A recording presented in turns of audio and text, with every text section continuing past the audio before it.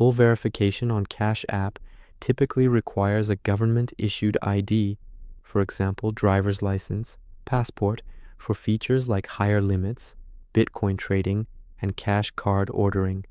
However, you can achieve basic verification without uploading a photo ID by providing personal information, which unlocks limited account features. This is possible for unverified accounts, but expect restrictions. Steps for basic verification. Open Cash App.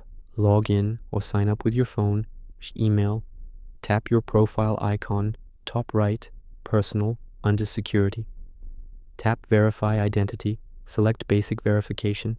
Enter full legal name, date of birth, and the last 4 digits of your SSN, or full SSN if prompted. Submit.